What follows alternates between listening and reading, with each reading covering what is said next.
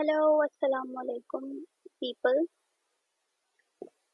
So this is our second day for biochemistry lectures, and I hope you people have studied and listened the first lecture on biochem, which was based on the basics of vitamins, and हमने पहले दो pages पढ़े थे.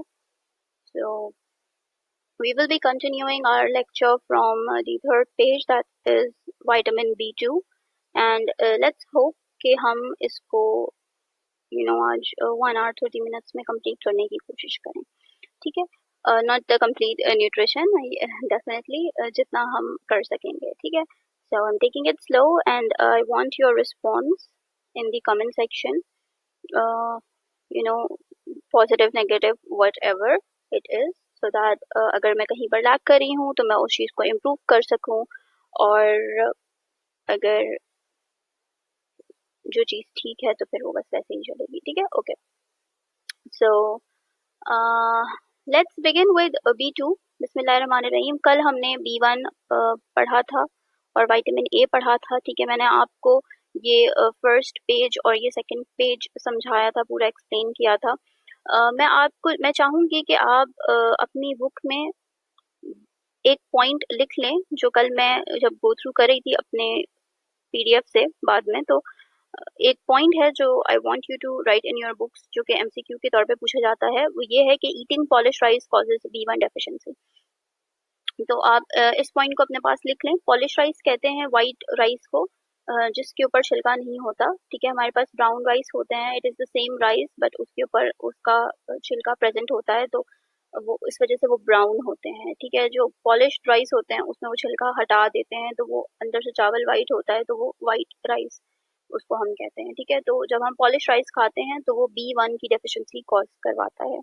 हम उमूमन खाते ही white rice हैं, लेकिन हमें डेफिशिएंसी नहीं होती. उसकी वजह यह है कि हम दूसरी और चीज़ें भी खाते हैं साथ में, जैसे कि yesterday I told you liver, kidney, ठीक है, एग योक हो गया. और वेजिटेबल साइड पर अगर हम आ जाएं तो हमारे पास ग्रीन, येलो, ऑरेंज कलर की जो लीफी वेजिटेबल्स होती हैं उन जिनमें बीटा कैरोटीन पाया जाता है. तो हमारे पास B1 के सोर्सेज प्लांट से भी हैं वाया बीटा कैरोटीन, और एनिमल सोर्सेज से भी हैं रेटिनॉल की सूरत में. ठीक है, तो हमारी जो रिक्वायरमेंट है वो पूरी हो जाती है.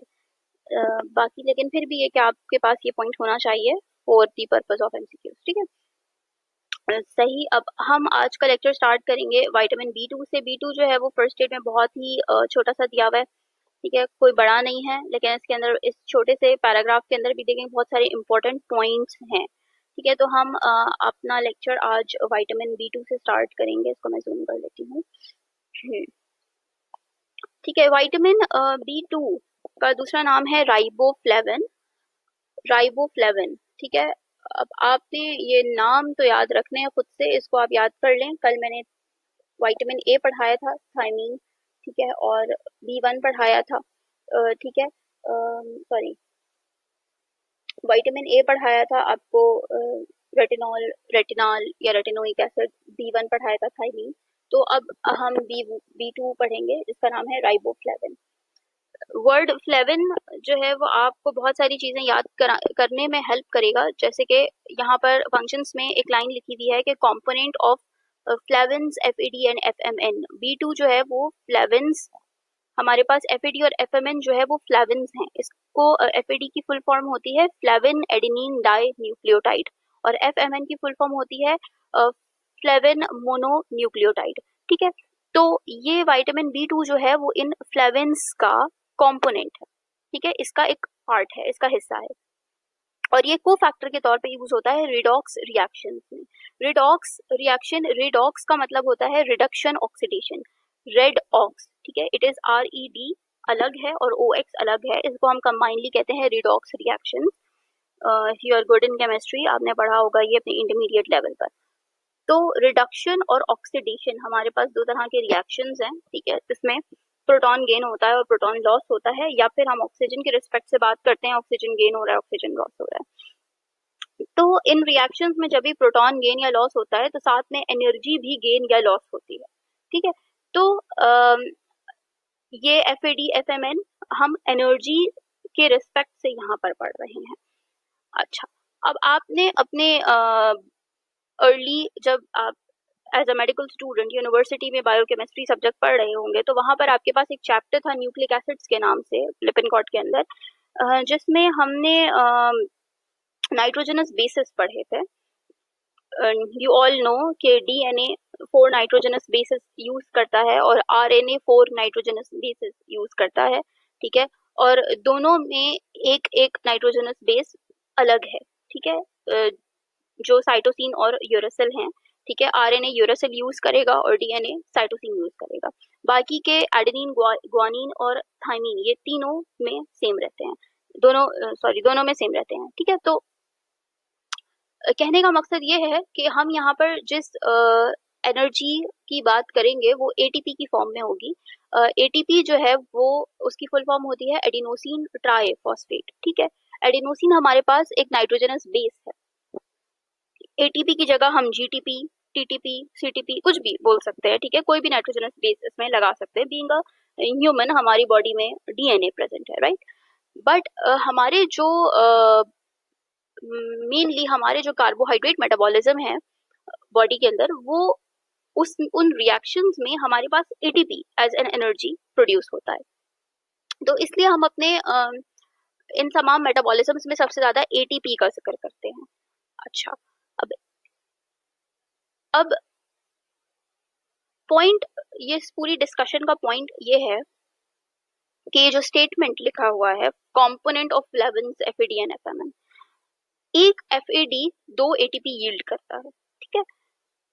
इसी तरीके से आपने अपने मेटाबॉलिज्म के चैप्टर्स में या कार्बोहाइड्रेट मेटाबॉलिज्म के अंदर आपने एनएडी एनएडीपी का वर्ड भी पढ़ा है, ठीक है। तो ये एनएडी जो है ये भी हमारे पास basically it is equivalent to 3 ATP. जब आप 1 एटीपी की बात करते हो तो आप सिर्फ एटीपी कहते हो। जब आप 2 एटीपी की बात करोगे तो या तो आप 2 एटीपी बोलोगे या फिर आप एफएडी एफएमएन करके उसको बात करोगे। तो आपके माइंड में ये कॉन्सेप्ट क्लियर होना चाहिए कि एफएडी और FMN is equals to 2 ATPs and NAD और NADP is equals to 3 ATP. ठीक हो गई बात।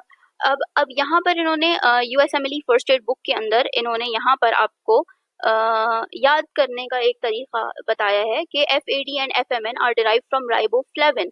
इन्होंने जो ये एफ एफ एफ रेड से मार्क किए हुए हैं, it is for the learning purpose के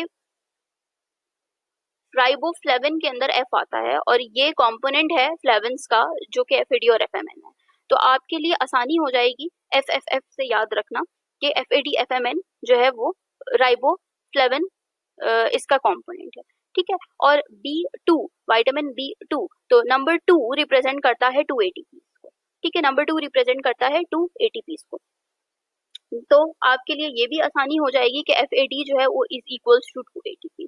तो ये सब याद करने के तरीका है। इसी तरीके से विटामिन B3 में यहाँ पर आप देखें एनएडी डिराइव्ड फ्रॉम नियासिन, ठीक है। नियासिन कहते हैं विटामिन B3 को, नियासिन या निकोटिनिक एसिड ये विटामिन B3 के नाम है। तो नियासिन एन से शुरू होता है, एनएडी एन से शुरू होता है और NAD is equals to 3 ATP जैसा मैंने आपको बताया। तो B3 नंबर 3 से आप याद रख सकते हैं 3 एटीपी।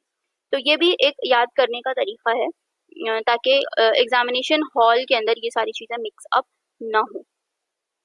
क्लियर? अच्छा, अब हम वापस से इस पॉइंट पर चलते हैं कि component of flavins FAD and FMN used as cofactors. मैंने कल आपको बताया था कोएंजाइम्स क्या होते हैं, ठीक है। कोफैक्टर्स भी वही चीज है in redox reactions. Example the succinate dehydrogenase reaction the TCA cycle. Yesterday I opened a picture of TCA cycle.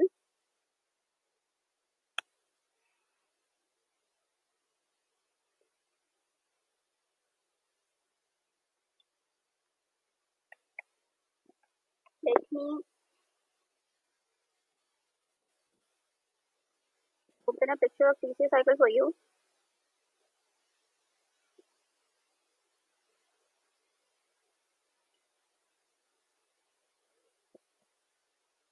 Hmm.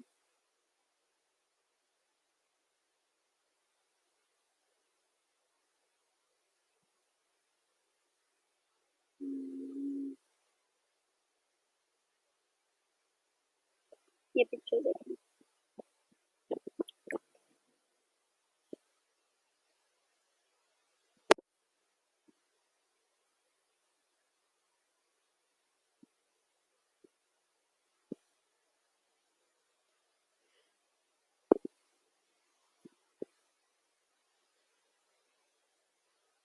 खुलने में थोड़ा टाइम लगेगा।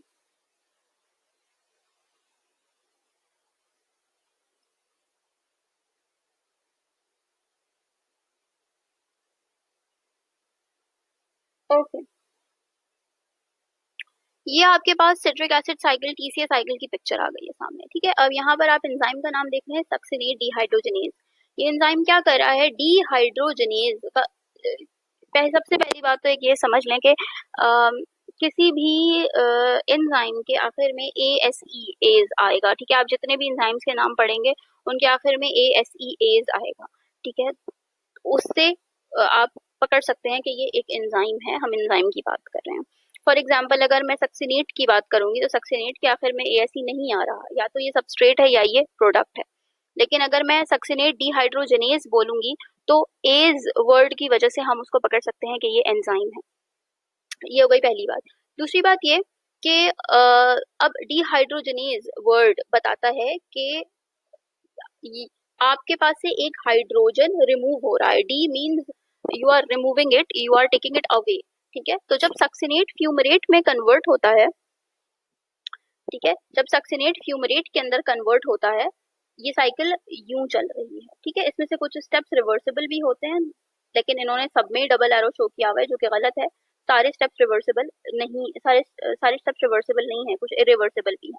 तो एरो की डायरेक्शन को छोड़ दें। सक्सिनेट जब फ्यूमरेट में कन्वर्ट होगा तो एक हाइड्रोजन निकालेगा, ठीक है। तो वो जो हाइड्रोजन बाहर निकलेगा, ठीक है, तो उसके साथ एनर्जी भी बाहर निकलेगी। हाइड्रोजन जब बाहर निकलता है तो साथ में एनर्जी भी बाहर निकलती है। इसको हम रिडॉक्स रिएक्शन कहते हैं। तो यहाँ पर ये एंजाइम अपने साथ एक कोफैक्टर यूज कर रहा है, जिसको हम FAD कह रहे हैं, ठीक है। हमारे पास FADH2 प्रेजेंट है। ये FADH2 FAD में कन्वर्ट हो जाएगा, ठीक है। FAD प्लस H2 हो जाएगा, यानी कि वो हाइड्रोजन बाहर निकल गया। तो एंजाइम ने हाइड्रोजन को बाहर निकाला और कोफैक्टर क्या था उस हाइड्रोजन का, FADH2। पॉइंट बताने का मकसद ये है कि फ्यूमरेट से हाइड्रोजन बाहर नहीं निकला। फ्यूमरेट का एक अपना अलग स्ट्रक्चर है। फ्यूमरेट के स्ट्रक्चर से हाइड्रोजन बाहर नहीं आया, हाइड्रोजन बाहर आया है FADH2 से। तो FADH2 ने कोफैक्टर का काम किया है यहाँ पर हाइड्रोजन को बाहर निकालने में। तो जब FAD प्लस H2 रह जाएगा हमारे पास, तो ये FAD 2 ATP के बराबर है। तो इसका मतलब ये हुआ कि इस पर्टिकुलर स्टेप पर आपको 2 ATPs मिले हैं, ठीक हो गई बात। तो ये सारी कहानी है।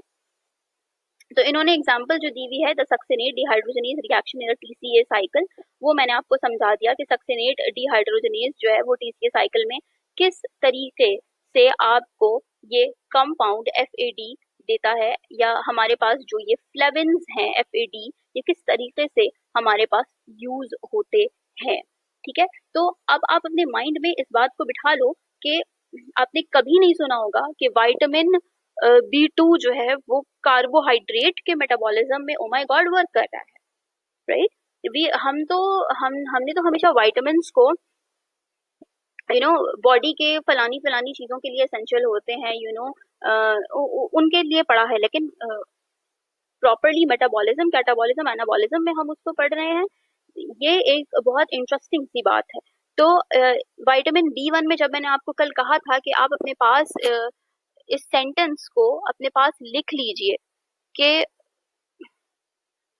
मैंने आपको कहा था कि आप हाइलाइटर उठाइए और इसको हाईलाइट कर लीजिए कि आप डिहाइड्रोजनेज वर्ड को यहाँ पर हाईलाइट कर लीजिए कि हाँ, ये थायमीन पायरोफॉस्फेट एक कोफैक्टर है सेवरल डिहाइड्रोजनेज एंजाइम रिएक्शंस का, और वो डिहाइड्रोजनेज एंजाइम्स ये थे, ठीक है।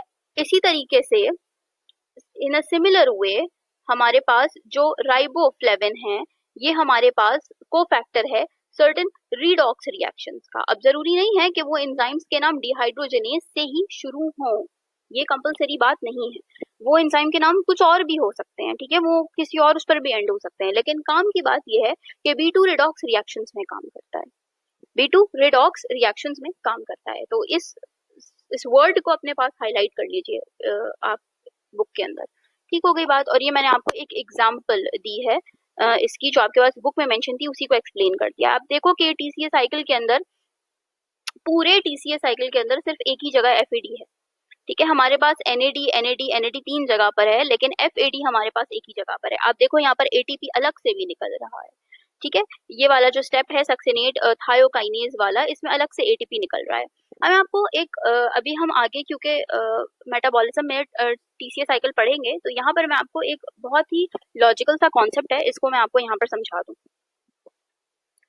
आप देखो कि थोड़ा सा इस पिक्चर के ऊपर थोड़ा सा गौर करो कि जहां जहां एनएडी और एफएडी है वहां वहां एंजाइम डिहाइड्रोजनेज है, ठीक है, यहाँ पर एनएडी है, डिहाइड्रोजनेज है, यहाँ पर एफएडी है, डिहाइड्रोजनेज है, यहाँ पर एनएडी है, यहाँ पर डिहाइड्रोजनेज है, यहाँ पे एनएडी है, यहाँ पर डिहाइड्रोजनेज है, ठीक है, जहां जहां एफएडी एनएडी है वहां वहां डिहाइड्रोजनेज तो लाजमी है, ठीक है, जहां पर एटीपी होगा वहां पर काइनेज होगा।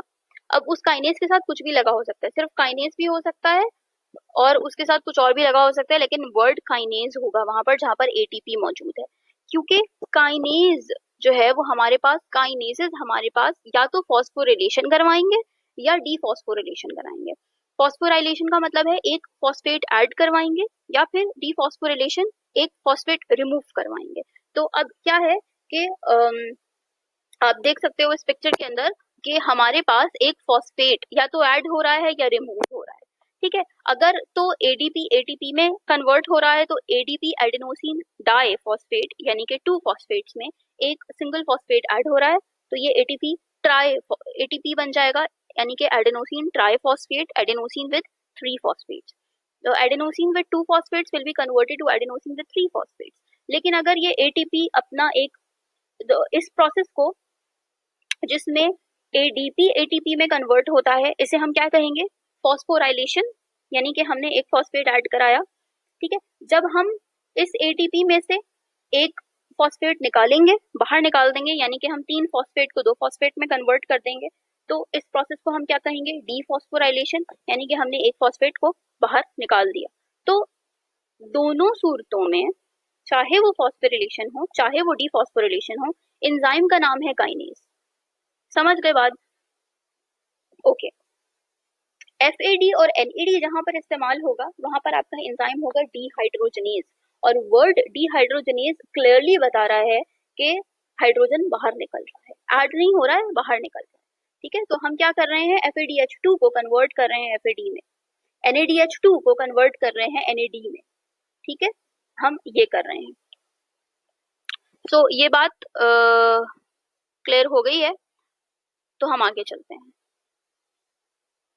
और इन रिएक्शंस को जिसमें NAD और FAD इस्तेमाल होते हैं, क्योंकि हम हाइड्रोजन को रिमूव करा रहे हैं, तो इन रिएक्शंस को हम रिडॉक्स रिएक्शंस कहते हैं। ठीक हो गई बात, रिडॉक्स रिएक्शंस कहते हैं। तो विटामिन B2 हमारे पास रिडॉक्स रिएक्शंस में इस्तेमाल होता है, विटामिन B3 भी हमारे पास रिडॉक्स रिएक्शंस में इस्तेमाल होगा। ठीक हो गई बात। अच्छा, ये आपको ये चीज क्लियर है, इस फंक्शंस के अंदर आपने ये बात नहीं भूलनी कि राइबोफ्लेविन FAD-FMN इस्तेमाल करता है और FAD-FMN is equals to 2 ATP, और विटामिन B2 रिडॉक्स रिएक्शंस में यूज होता है। विटामिन B1 डिहाइड्रोजनेजेस एंजाइम्स का को एंजाइम है, उसको को एंजाइम प्रोवाइड करता है in the form of TPP। दोबारा रिपीट कर रही हूँ, vitamin B1 which is thiamine, dehydrogenase enzymes, not all dehydrogenase enzymes but some of the dehydrogenase enzymes को TPP as a coenzyme provide करता है। Okay, vitamin B2 redox reactions में as a cofactor इस्तेमाल होता है in the form of FAD and FMN। This is an MCQ। Okay, so you can mark it in your book that this is an MCQ। अब हम deficiency पर चलते हैं। Deficiency में चिलोसिस, चिलोसिस किसे कहते हैं कि हमारा जो माउथ हमारा जो मुंह है, माउथ है, उसमें जो हमारी लिप्स का एंगल है, राइट और लेफ्ट, तो एंगल ऑफ लिप्स फट जाते हैं, वहां पर फिशरिंग हो जाती है, फिशर बन जाता है, ठीक है, उसको हम कहते हैं चिलोसिस। मैं पिक्चर दिखाती हूँ।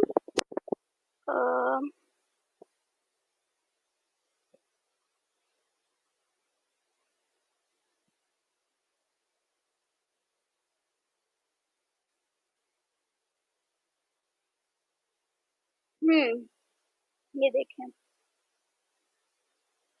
ये नजर आ रहे हैं एंगल ऑफ माउथ के साइड पे इस तरीके से फटा हुआ है, इसको हम चिलोसिस कहते हैं, ये दोनों तरफ है, इसको हम चिलोसिस कहते हैं, ठीक है। This is called cheilosis. Fissuring हो जाती है at the corners of mouth, corners of mouth, इसको हम चिलोसिस कहते हैं। और एक टर्मिनोलॉजी होती है जिसको हम कहते हैं ग्लोसाइटिस। इसमें क्या होता है, बहुत मोटी सी टंग हो जाती है और डार्क कलर हो जाता है उसका। ये सारी तस्वीरें जो ये तो स्ट्रॉबेरी टंग लग रही है, ये जो है, ये पिक्चर बहुत अच्छी है ग्लोसाइटिस की। इसमें चिलोसिस भी है और ग्लोसाइटिस भी है, तो आप जबान देखें कैसी हो रही है और आप एंगल ऑफ माउथ देखें।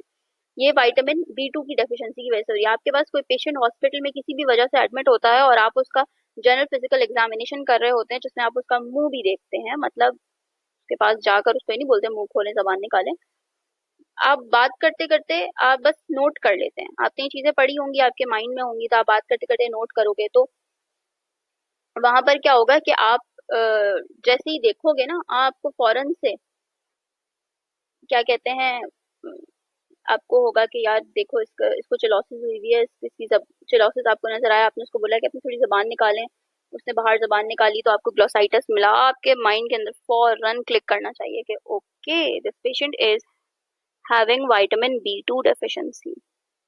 और अगर इसमें विटामिन B2 की डेफिशिएंसी हो रही है, तो इसका मतलब यह है कि इसके रिडॉक्स रिएक्शंस जो हैं, जहाँ पर एफएडी इस्तेमाल हो रहा है, इसमें एनर्जी की भी कमी है, ठीक है, एटीपी कम बन रहे हैं, तो तो ये पेशेंट्स जो हैं वो हार्ट डिजीज वगैरह के साथ भी आ सकते हैं, यानी कि लॉन्ग टर्म केसेस की अगर हम बात करें तो we need ATP for oxygen binding and removal from human organise. खैर बहरहाल, जो एटीपी हमारे पास इन कार्बोहाइड्रेट के मेटाबॉलिज्म से इस्तेमाल होता है, मतलब प्रोड्यूस होता है, वो कहीं ना कहीं तो इस्तेमाल भी होता है ना, तो अगर वो प्रोड्यूस हो रहा है तो उसकी ज़रूरत है बॉडी में, तो वो फिर एक्शंस भी मुतासर होंगे। तो अब आपने यहाँ पर वर्ड चिलोसिस देख लिया, inflammation of lips, scaling and features at the corner of the mouth, ठीक है। इसके अलावा कॉर्नियल वैस्कुलराइजेशन, कॉर्नियल वैस्कुलराइजेशन होगी, एक पिक्चर पे मेरी नज़र पड़ी थी जिसमें इन्होंने आंख दिखाई हुई थी,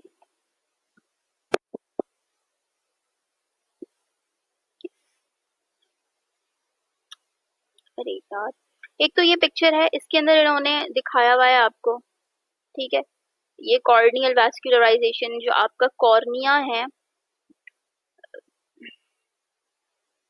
ये खैर कॉर्निया स्क्लेरा में दिखाया हुआ है, यहाँ पे देखें, ये देखें यहाँ कंजंक्टिवाइटिस करके इन्होंने यहाँ पर लिखा हुआ है, ये लाल लाल किस कदर लाल आंख हो रही है, ठीक है, तो आपका जो कॉर्निया है आंख का, उसकी वैस्कुलराइजेशन होगी।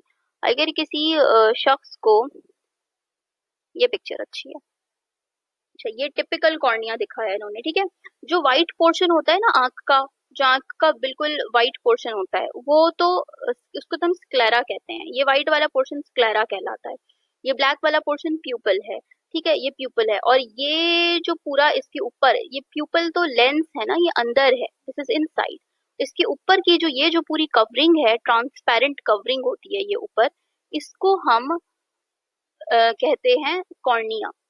तो कॉर्निया में वैस्कुलराइजेशन होगी, ठीक है, आप ब्लड ब्लड की जो वेन्स होंगी वो डायलेट हो जाएंगी, आपको ये सब नजर आएंगी, रेड रेड वेन्स, ठीक है, तो ये कॉर्नियल वैस्कुलराइजेशन होगी। तो इस पिक्चर के अंदर उन्होंने कॉर्नियल वैस्कुलराइजेशन दिखाई है, ग्लोसाइटिस दिखाया हुआ है, एंगुलर चिलोसिस दिखाया हुआ है, ठीक है, इसको हम एंगुलर स्टोमाटाइटिस भी कहते हैं। अच्छा जी, एक पिक्चर ये भी है, ये भी देख लीजिए। इसके अंदर भी इन्होंने रेडनिंग ऑफ कॉर्निया यानी कि कॉर्नियल वैस्कुलराइजेशन दिखाई है, चिलोसिस दिखाया है, ग्लोसाइटिस दिखाया है। ठीक है। अब मोस्ट ऑफ द प्लेसेस पे डर्माटाइटिस, जिस तरह इस पिक्चर के अंदर इन्होंने ग्लोसाइटिस, ब्लेफराइटिस, ठीक है, dermatitis, cheilosis, peripheral neuropathy, सिड्रोब्लास्टिक anaemia, ये किसी और का है, ठीक है। सिड्रोब्लास्टिक एनीमिया B2 में नहीं होता। अच्छा, ये B6 की बात हो रही होगी। खैर बहरहाल हम उस पर जाएंगे। विटामिन B6 पे इसको बंद कर रही हूँ मैं, फिर कंफ्यूजन होगी। रुके, let me show you something else.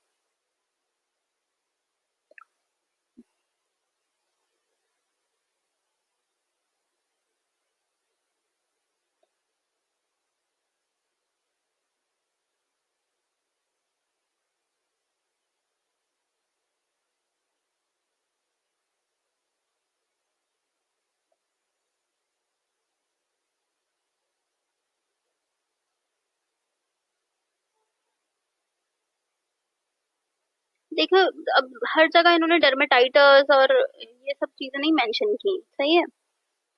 वजह ये है कि ये तो ये जनरल फीचर्स है ना। तो जिस तरह मैंने कल आपको बताया था कि आपने वो 3 जनरल फीचर्स याद कर लेनी है, किसी भी सूरत याद कर लेनी है। तो ये तो वो जनरल फीचर्स थी।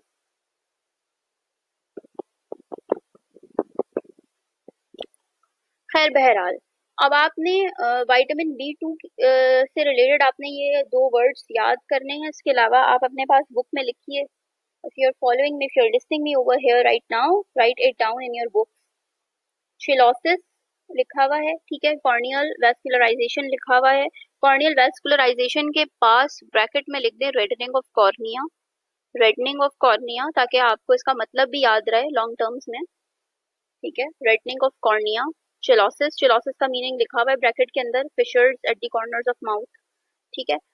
लिखिए glossitis, glossitis, cheilosis, corneal vascularisation, glossitis, angular stomatitis, angular stomatitis, ठीक है। ये सब अपने पास लिखिए।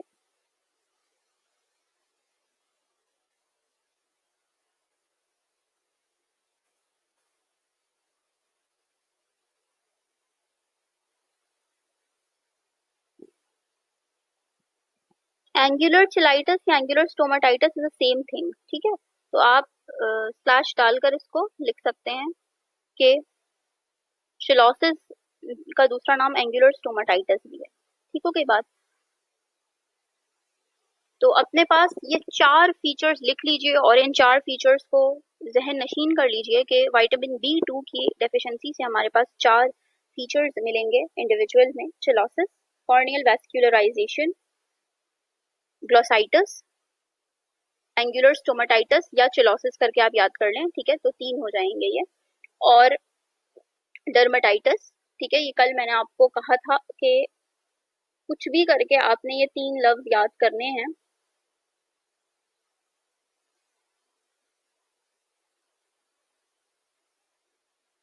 डर्मेटाइटिस, ग्लोसाइटिस और डायरिया। तो ग्लोसाइटिस तो मैंने आपको लिखवा दिया, ठीक है। मैंने आपको कहा था कि कुछ भी करें, लर्न इट एनीवे, पर ये 3 लफ्ज याद करें। डर्मेटाइटिस, ग्लोसाइटिस और डायरिया विटामिन बी कॉम्प्लेक्स की डेफिशिएंसी के नतीजे में ये 3 चीजें होती हैं। तो अपने पास चाहें तो B2 के पास भी लिख लें,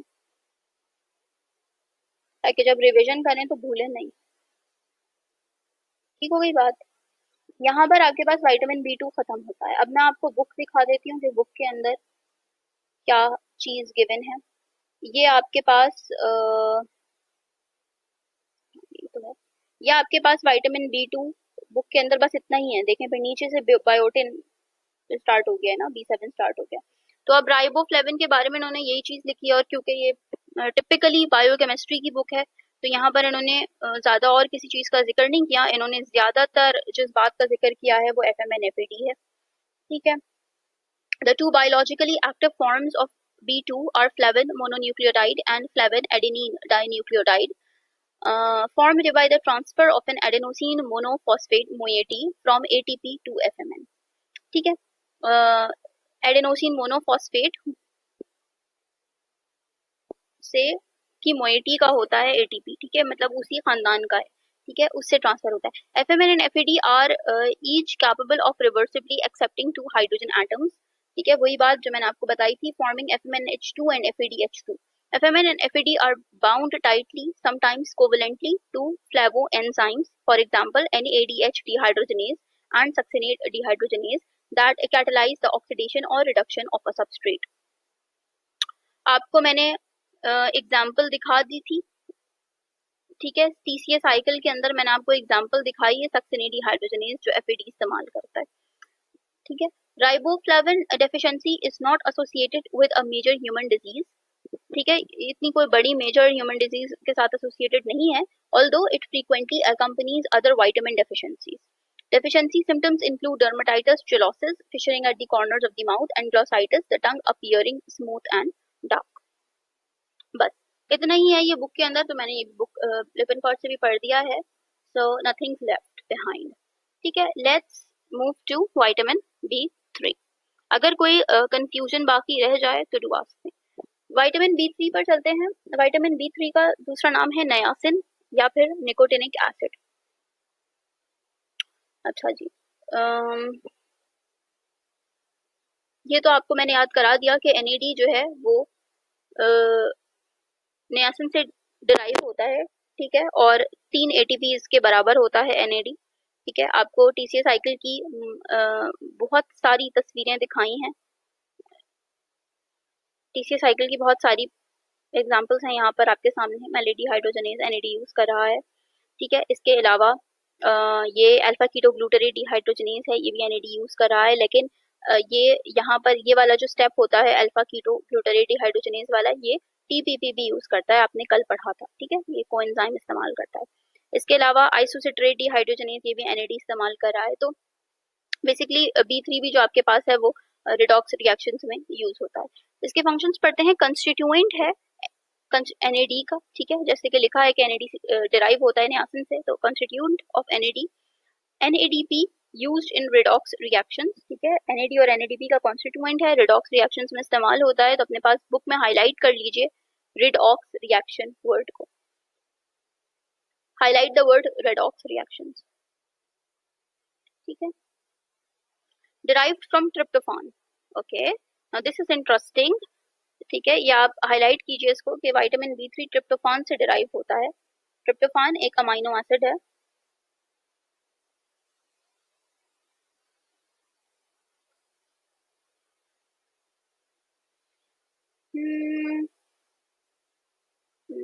wait a second.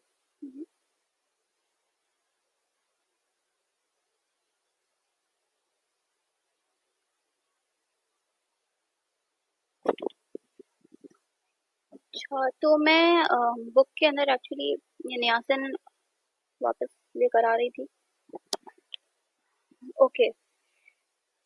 तो ये नियासिन जो है वो यहाँ पर मुझे मिल गया है बुक में। अब आप देखो कि इसके अंदर इन्होंने ये डायग्राम ड्रॉ की है, और इस डायग्राम में इन्होंने यहाँ पर ट्रिप्टोफान मेंशन किया हुआ है, ठीक है। ट्रिप्टोफान एक एसेंशियल अमाइनो एसिड है। ट्रिप्टोफान सिर्फ नियासिन ही ट्रिप्टोफान से डिराइव नहीं होता, बल्कि और भी बहुत सारे न्यूरोट्रांसमीटर्स हैं, ठीक है, जैसे सेरोटोनिन भी ट्रिप्टोफान से डिराइव होता है। इसके अलावा आपके पास मेलेटोनिन भी ट्रिप्टोफान से आपको मिलता है, तो वो भी आपके पास फर्स्ट एड के पेज पर है, ठीक है। I'll tell you and we will go over there, ठीक है। तो अब ट्रिप्टोफान जो है वो आप एक और किसी प्रोडक्ट में कन्वर्ट होता है जिसको क्विनोलिनेट कहते हैं, और फिर ये निकोटिनामाइड और नियासिन के साथ कंबाइन होकर ये पूरा ये स्ट्रक्चर NAD का बनाता है। और फिर ये NAD में जब एक ATP एक फॉस्फेट इसमें ऐड हो जाता है तो NADP बन जाता है ये, ठीक है। और वो फॉस्फेट कहाँ से आता है, वो ATP से आता है, यानी कि ATP as a cofactor work कर रहा है NAD को NADP में कन्वर्ट होने के लिए। ये बहुत अच्छी सी पिक्चर है to understand this mechanism of action, कि हमारे पास नियासिन जिसको हम निकोटिनिक एसिड या निकोटिनामाइड कहते हैं, दोनों के स्ट्रक्चर्स मुख्तलिफ हैं, ठीक है। इसके स्ट्रक्चर्स के साथ COO लगा हुआ है, और इसके स्ट्रक्चर्स के साथ C is having a double bond with O and with also the amine group NH2, ठीक है, और ये ट्रिप्टोफैन के साथ मिलके ये इसने पूरा स्ट्रक्चर बनाया है। तो इन तीनों चीज़ों ने मिलकर ये बनाया है। दैट इज़ व्हाई हम कह रहे हैं कि नियासिन जो है वो ट्रिप्टोफैन से डिराइव होता है और ट्रिप्टोफैन एक एसेंशियल अमाइनो एसिड है। ठीक हो गई बात। NAD का स्ट्रक्चर बनेगा और फिर ये NAD NADP में कन्वर्ट होगा, तो एक P का इजाफा हुआ है, एक फॉस्फेट ग्रुप का इजाफा हुआ है। ये फॉस्फेट ग्रुप इसको किसने दिया है? ATP ने दिया है। ATP इस रिएक्शन के अंदर एंटर होगा, अपना फॉस्फेट देगा और ADP बनकर बाहर निकल जाएगा। ठीक है, तो ये इसकी स्टोरी है।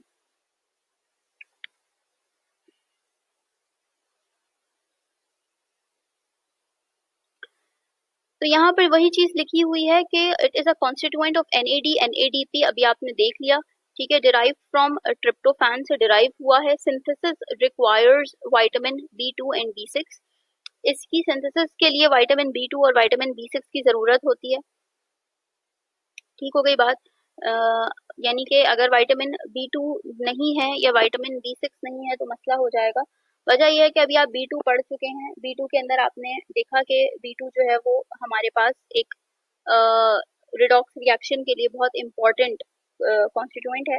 तो अगर B2 नहीं होगा तो भी हमें मसला होगा, और अगर B6 नहीं होगा तो भी मसला होगा। ठीक है, विटामिन B6 आपके पास ये दिया हुआ है, और विटामिन B6 आप देख सकते हो कि ये भी एक अदद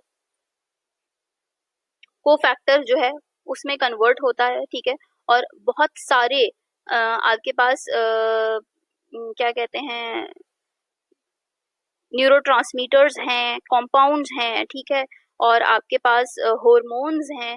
ठीक है, उनमें ये इस्तेमाल होता है। तो ये आप देख सकते हैं कि किस कदर चीज़ों में इस्तेमाल हो रहा है। विटामिन B6 बहुत इंपॉर्टेंट है पढ़ने के हवाले से, और मुख्तलिफ रिएक्शंस में भी यूज हो रहा है हमारे पास। तो जैसे मैंने अभी आपको सीरोटोनिन का वर्ड बताया कि सीरोटोनिन जो है वो भी ट्रिप्टोफैन से डिराइव होता है। तो विटामिन B6 जो है वो सीरोटोनिन की सिंथेसिस में इम्पोर्टेंट रोल प्ले करता है। ठीक है, और विटामिन B2 जो है वो रिडॉक्स रिएक्शंस में यूज होता है। अगर B2 नहीं होगा, यानी कि को फैक्टर नहीं होगा, तो FAD और FMN हमारे पास नहीं होंगे। जब वो नहीं होंगे तो हमें जाहिर है ATP एनर्जी नहीं मिलेगी। तो फिर फर्दर ऑन जो आगे के प्रोसेसेस चल रहे हैं बॉडी में, उसमें हमारे पास कमी आएगी, हमें ATP कम होगा हमारे पास, तो वो प्रॉपरली वर्क नहीं करेंगे। तो हमारे पास बहुत सारी चीज़ें जो है वो मल्टीपल लेवल्स पर मुतासर हो जाएंगी। तो आपने यहाँ पर इस बात को हाईलाइट कर लें और याद कर लें कि विटामिन B3 जो है वो उसकी सिंथेसिस के लिए, उसकी फॉर्मेशन के लिए विटामिन B2 और B6 की जरूरत होती है। ठीक है, ये आपका MCQ है। मैंने आपको कहा था कि स्टार्ट में ही कि फर्स्ट एड जो है ना वो सारी, इसमें सारी हाई यील्ड चीजें होती हैं। मैंने आपके पास बुक लिपिनकॉट बुक का रेफरेंस इसलिए रखा है ताकि मैं आपको बता सकूं कि वो एक टेक्स्ट बुक है और वो कितनी वास्ट है। ठीक है, उसमें कितना कुछ लिखा हुआ है, और हर एक लाइन इम्पोर्टेंट नहीं है। उन्होंने एक्सप्लेनेशन के पर्पज से बुक टेक्स्ट बुक्स बनाते हैं, लेकिन जो ये हमारे पास लाइसेंस एग्जाम्स की प्रिपरेशन की जो किताबें होती हैं वो एक्सप्लेनेशन पर्पज से नहीं होती, वो सिर्फ काम की बातें उसमें लिखी होती हैं। तो फिर हर काम की बात ही जरूरी है और हर काम की बात याद रखनी है। ठीक है, तो इस सेंटेंस को अपने पास अंडरलाइन कर लें, हाईलाइट कर लें कि ये इंपॉर्टेंट है MCQs के पर्पज से। Synthesis requires B2 and B6। ठीक है, इसके अलावा इसको हाईलाइट कर लीजिए वर्ड ट्रिप्टोफान को, कि विटामिन B3 जो है वो ट्रिप्टोफान से डिराइव होता है। ठीक है, अपने पास यहाँ पर लिख लें कि ट्रिप्टोफान से सेरोटोनिन और मेलाटोनिन भी डिराइव होते हैं। ठीक है, और आपको ये याद रखना है कि NAD जो है ये 3 ATP के बराबर है, और नियासिन जो है वो NAD को इस्तेमाल करता है इन सर्टेन रिडॉक्स रिएक्शंस। ठीक हो गई बात। Use to treat dyslipidaemia. Dyslipidaemia का मतलब होता है कि आपके पास ब्लड में जो लिपिड के लेवल्स हैं वो ठीक नहीं होते। ठीक है, डिसप्रोपोर्शन होती है, तो उससे वर्ड निकला है dyslipidaemia. Lowers level of VLDL, यानी कि वेरी लो डेंसिटी लिपोप्रोटीन। हमारे पास लिपोप्रोटीन की 4 मेजर टाइप्स हैं, जिसमें HDL है, हाई डेंसिटी लिपोप्रोटीन, जिसको हम गुड कोलेस्ट्रॉल कहते हैं। ठीक है, LDL है, लो डेंसिटी लिपोप्रोटीन, जिसको हम बैड कोलेस्ट्रॉल कहते हैं। ठीक है, फिर उसके बाद आपके पास वेरी लो डेंसिटी लिपोप्रोटीन भी होता है। ठीक है, और आपके पास इसके अलावा ट्राइग्लिसराइड या काइलोमाइक्रॉन्स भी होते हैं। तो VLDL के लेवल्स लो हो जाएंगे, ठीक है, and raises levels of HDL, और HDL यानी कि गुड कोलेस्ट्रॉल का लेवल बढ़ जाएगा। तो विटामिन B3 जो है वो डिस्लिपिडीमिया को ट्रीट करने में भी फायदेमंद साबित होता है। किस तरीके से फायदेमंद साबित होता है कि जो बहुत ज्यादा लो लेवल्स होते हैं लो डेंसिटी लिपोप्रोटीन के, उसको कम कर देगा, और जो गुड कोलेस्ट्रॉल HDL है, हाई डेंसिटी लिपोप्रोटीन, उसके लेवल्स को बढ़ा देगा। तो हमें पता है कि अच्छा, मुझे नहीं मालूम कि आपको ये बात मालूम है या नहीं कि HDL को गुड कोलेस्ट्रॉल क्यों कहते हैं और LDL को बैड कोलेस्ट्रॉल क्यों कहते हैं। कोलेस्ट्रॉल वर्ड एक, अगर हम लेमैन टर्मिनोलॉजी में बात करें तो कोलेस्ट्रॉल वर्ड तो ऐसे साउंड करता है कि इसको फलाने को कोलेस्ट्रॉल है, तो oh my god, this is harmful for your heart, you know we behave like that. But वही हार्ट के जो डॉक्टर्स हैं, जो स्पेशलिस्ट हैं, कार्डियोलॉजिस्ट, वो कहते हैं कि अपना बैड कोलेस्ट्रॉल कम करो और गुड कोलेस्ट्रॉल बढ़ाओ, ठीक है। आपका लिपिड प्रोफाइल कराते हैं। लिपिड प्रोफाइल एक टेस्ट है, ठीक है, जिसके अंदर कोलेस्ट्रॉल के लेवल्स होते हैं, ट्राइग्लिसराइड के लेवल्स होते हैं, HDL, LDL, VLDL के लेवल्स होते हैं, सारे लेवल्स होते हैं दिए हुए।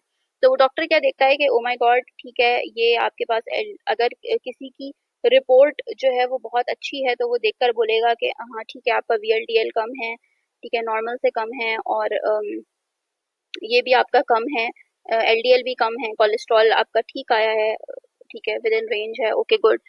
HDL, और फिर HDL भी कम होता है थोड़ा सा, तो फॉर एग्जाम्पल 38-39 होगा तो बोलेगा आपका HDL 40 से ज्यादा आना चाहिए। तो वहां पर लिखा हुआ होगा रेफरेंस रेंज के अंदर के आपके पास जो है वो, आप देख रहे हो कि सारी चीजें हम उससे रेफरेंस रेंज से कम रख रहे हैं, लेकिन जो HDL है उसको हम रेफरेंस रेंज से ज्यादा रख रहे हैं। तो पेशेंट अगर थोड़ा सा पढ़ा लिखा है तो वो कंफ्यूज होगा, वो आपसे क्वेश्चन करेगा कि डॉक्टर साहब ये सारी चीजें तो रेफरेंस रेंज से कम है, आप कह रहे हैं अच्छा है, तो ये भी तो कम ही है, मतलब ये कहाँ बढ़ा हुआ है। तो फिर आप उसको समझाओगे कि भाई मेरे, ये HDL जो है, ये इसको हम गुड कोलेस्ट्रॉल कहते हैं, सही है, और ये गुड कोलेस्ट्रॉल जो है ये कम नहीं होना चाहिए, ये जितना ज्यादा हो उतना अच्छा है, ये जितना ज्यादा हो उतना अच्छा है, ठीक है। उसको नहीं ये बात समझ में आएगी। फिर आपको एज अ डॉक्टर उसको ये बात समझानी पड़ेगी कि क्यों ये जितना ज्यादा हो उतना अच्छा, मैं क्यों कह रहा हूँ, वाई, इसके पीछे क्या मैकेनिज्म है, क्या लॉजिक है। तो I don't know you know that और नॉट, but I would like to share with you people, जो LDL होता है वो हमारे लिवर से लिपिड को निकाल निकाल कर हमारी आर्टरीज में चिपकाता है, ठीक है, वहां से निकालेगा, आर्टरीज में चिपकाएगा। आपकी एक पॉइंट ऐसा आएगा कि आपकी आर्टरी में ब्लॉकेज आ जाएगी, जिसको हम एथीरोस्क्लेरोसिस कहते हैं। एथीरोस्क्लेरोसिस, जो एथीरोमा है, प्लाक फॉर्मेशन जो होती है, उसके अंदर मेजर कंटेंट लिपिड का होता है, ठीक हो गई बात। मोटे लोग, जो ओबेसिटी है, ठीक है, जिसके अंदर आपका BMI 40 से ऊपर होता है, तो आप कहते हो कि ये मोटापा जो है वो हाई रिस्क पर, आपको कार्डियोवास्कुलर डिजीजेस के हाई रिस्क पर डाल देता है। उसकी वजह क्या होती है कि ओबेसिटी लीड्स टू एथीरोस्क्लेरोसिस, ठीक है। आपके अभी भी हम लोगों में कहीं ना कहीं हमारी आर्टरी के अंदर छोटा मोटा कुछ ना कुछ होगा, लेकिन वो इतना ज्यादा नहीं है कि it is altering our blood flow, ठीक है। लेकिन जब एथीरोस्क्लेरोसिस की कंडीशन हो जाएगी तो ब्लड का स्टेसिस होगा, ठीक है, टर्ब्यूलेंस आएगी, ये सारी चीजें हम जर्नल पैथो में पढ़ते हैं, ठीक है, आप सबने पढ़ी हुई हैं। तो अब ये है कि वहां पर जब एक पॉइंट ऐसा आएगा कि इतनी ब्लॉकेज हो जाएगी कि ब्लड आगे फ्लो नहीं कर पाएगा, तो डेफिनेटली हार्ट की वॉल्स को ब्लड नहीं मिलेगा।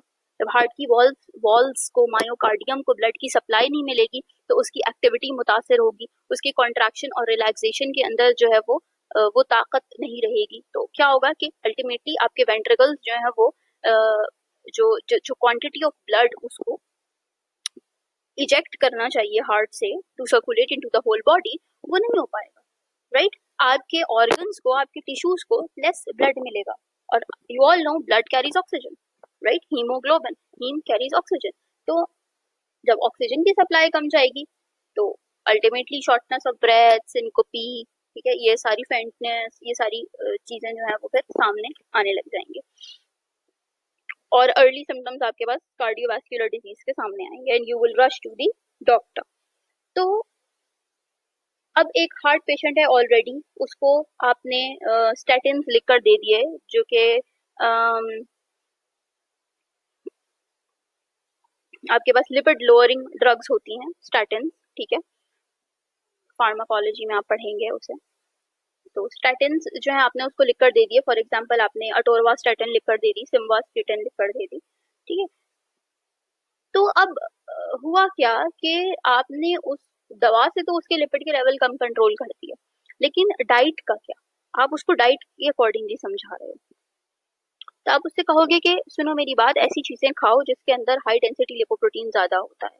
अब वो कौन सी चीजें हैं? नट्स, वॉलनट्स, ठीक है, अखरोट हो गया, बादाम हो गया, ये इनके अंदर हाई डेंसिटी लिपोप्रोटीन की क्वांटिटी ज्यादा होती है। ऑयल, हम कहते हैं ऑयल चेंज करो, ऑलिव ऑयल का इस्तेमाल बढ़ाएं अपने खाने में, ठीक है, और खाने के ऊपर से 1 चम्मच डाल के खा लें ऑलिव ऑयल, वो इतना अच्छा है, ठीक है। तो we change the pattern of diet ताकि एचडीएल ज्यादा से ज्यादा क्वांटिटी में उसको मिले, ठीक है। अब ये एचडीएल ज्यादा से ज्यादा क्वांटिटी में बॉडी के अंदर जा रहा है, तो ये कर क्या रहा है? ये क्या करेगा कि आर्टरीज के अंदर जो चिपका हुआ लिपिड इधर उधर जो आर्टरीज के अंदर लगा हुआ है, जो ब्लॉकेज उसने की हुई है, उसको वहां से निकाल निकाल के वापस लिवर में फेंकेगा।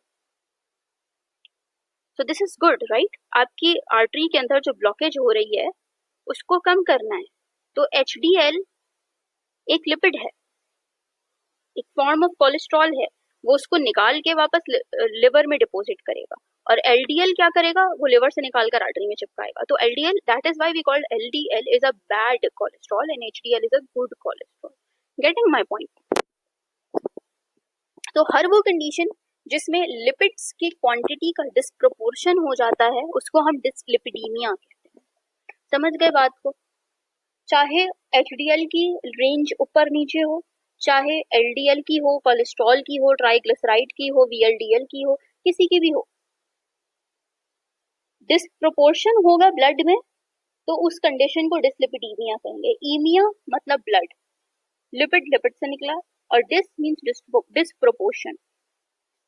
समझ गए इस बात को? विटामिन बी3 क्या करता है? इस डिसलिपिडीमिया को ट्रीट करता है। कैसे ट्रीट करेगा? खराब कोलेस्ट्रॉल को के लेवल्स को कम करेगा और अच्छे कोलेस्ट्रॉल के लेवल को बढ़ा देगा, यानी कि एचडीएल को बढ़ाएगा और वीएलडीएल एलडीएल को कम करेगा। Clear everyone? ये फंक्शन सारे समझ में आ गए? मेरा ख्याल है कि ये भूल लेंगे आप नहीं। तो ये USMLE first aid is a very good book, right, for all kind of licence exams, not only PMDC. एक दफा पढ़ लो, समझकर अच्छे से चीजें समझ में आ जाए, दिमाग में उतर जाए, सेकंड, थर्ड, फोर्थ, फिफ्थ नहीं, पूरी जिंदगी अगर आपको इसको दोबारा पढ़ना हो, आप इसको शौक से पढ़ेंगे। ये ऐसी किताब है। Okay, let's move further. अब हम डेफिशिएंसी पे आ जाते हैं, ठीक है। फंक्शंस आपने पढ़ लिए, डेफिशिएंसीज पे आ जाते हैं। अब इसकी जब कमी होगी तो 3 तो आपने जनरलाइज चीजें याद कर ली थी, ठीक है। 3 आपने जर्नलाइज चीजें याद कर ली थी। एक हो गई डर्मेटाइटिस, एक हो गई ग्लोसाइटिस, और एक हो गई डायरिया, ठीक है। तो ये तो आपको याद ही है, विटामिन बी, सब विटामिन बी से रिलेटेड। तो वही चीज ग्लोसाइटिस लिखी हुई है। आगे बढ़ते हैं। Severe deficiency leads to pellagra. अब हर हर बीमारी के हवाले से हमने 2-2 3-3 चीजें जैसे याद की हुई हैं। तो विटामिन ए के हवाले से बड़ी चीज क्या है? नाइट ब्लाइंडनेस, जो हम इंटर लेवल से पढ़ते आ रहे हैं। लेकिन हमने बीइंग अ मेडिकल स्टूडेंट और डिटेल में हमने जाना कि सिर्फ नाइट ब्लाइंडनेस नहीं होती, वाइट आउट स्पॉट भी होते हैं, केराटोमलेशिया भी होता है, ठीक है, इम्यूनो सप्रेशन भी होती है, सही है। हमने और बहुत सारी चीजें देखी, सिरोसिस क्यूटिस भी होता है। इसी तरीके से जब हम B1 पर गए, थायमीन पर गए, तो हम बचपन से पढ़ते आ रहे हैं कि beriberi, vitamin B1 beriberi, vitamin B1 beriberi. लेकिन हमने कल एक और नई चीज पढ़ी, वर्निक कॉर्सैकॉफ सिंड्रोम, ठीक है, वो आपने याद रखना है। फिर हम B2 पर गए, जनरलाइज चीजें हम पढ़ते ही आ रहे थे, लेकिन फिर आपने और भी चीजें उसके साथ पढ़ी, चिलोसिस पढ़ा, कॉर्नियल वैस्कुलराइजेशन पढ़ी, ठीक है। सिमिलरली विटामिन B3 में भी हम बचपन से पढ़ते आ रहे हैं पेलेग्रा, पेलेग्रा का ही शोर है। और पेलेग्रा के हवाले से pellagra 3Ds everyone knows, you know, if you don't know you should know, ठीक है। तो पेलेग्रा 3Ds के नाम से मशहूर है। उन 3Ds में डायरिया, डिमेंशिया और डर्मेटाइटिस आता है, ठीक है। डायरिया, डिमेंशिया और डर्मेटाइटिस। डायरिया का मतलब सबको पता है, डर्मेटाइटिस यानी इन्फ्लेमेशन ऑफ द स्किन, और डिमेंशिया जिसके अंदर मेमोरी लॉस होता है, ठीक है। हमारे पास विजुअल और क्या कहते हैं, ऑडिटरी हैलुसिनेशंस होती हैं, ठीक है। हैल्यूसिनेशन वर्ड का मतलब ये होता है कि आपको कोई शख्स नहीं है सामने मौजूद, आप एक खाली कमरे में फॉर एग्जांपल बैठे हुए हो और आपको वहां पर कोई नजर आने लगे, दैट इज कॉल्ड हैल्यूसिनेशन। वो उसको हम कहेंगे विजुअल हैल्यूसिनेशन, ठीक है, आप आंख से देख सकते हो। अच्छा, ये सारा काम, ये कोई आपके ऊपर जिन भूत का असर नहीं हुआ है, ये सब आपका ब्रेन करवा रहा है, ठीक है।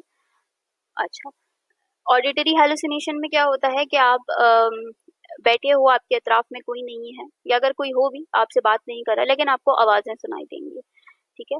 आपको कोई बात करता हुआ, कोई बोलता हुआ सुनाई देगा, तो उसको हम कहते हैं ऑडिटरी हैलुसिनेशन। तो ये हैलुसिनेशंस जो है वो सब आपके दिमाग का किया जा रहा है, ठीक है। डिमेंशिया एक बीमारी है, उसके अंदर ये आपको सब ऑडिटरी और विजुअल हैलुसिनेशंस मिलती हैं।